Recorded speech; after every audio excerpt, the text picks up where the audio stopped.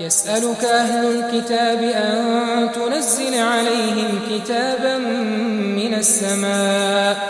فقد سألوا موسى أكبر من ذلك فقالوا أرنا الله جهرة فأخذتهم الصاعقة بظلمهم ثم اتخذوا العجل من بعد ما جاءتهم البينات فعفونا عن ذلك وآتينا موسى سلطانا مبينا ورفعنا فوقهم الطور بميثاقهم وقلنا لهم ادخلوا الباب سجدا وقلنا لهم لا تعدوا في السبت وأخذنا منهم ميثاقا غليظا فبما نقضهم ميثاقهم وكفرهم بآيات الله وقتلهم الأنبياء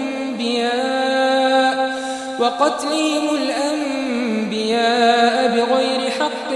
وقولهم قلوبنا غلف بل طبع الله عليها بكفرهم فلا يؤمنون إلا قليلا وبكفرهم وقولهم على مريم بهتانا عظيما وقولهم إنا قتلنا المسيح عيسى ابن مريم رسول الله وما قتلوه وما صلبوه ولكن شبه لهم وإن الذين اختلفوا فيه لفي شك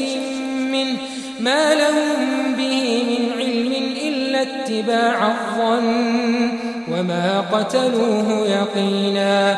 بل رفعه الله إليه وكان الله عزيزا حكيما وإن من أهل الكتاب إلا ليؤمنن به قبل موته ويوم القيامة يكون عليهم شهيدا فبظلم من الذين هادوا حرمنا عليهم طيبات أحلت لهم وبصدهم عن سبيل الله كثيرا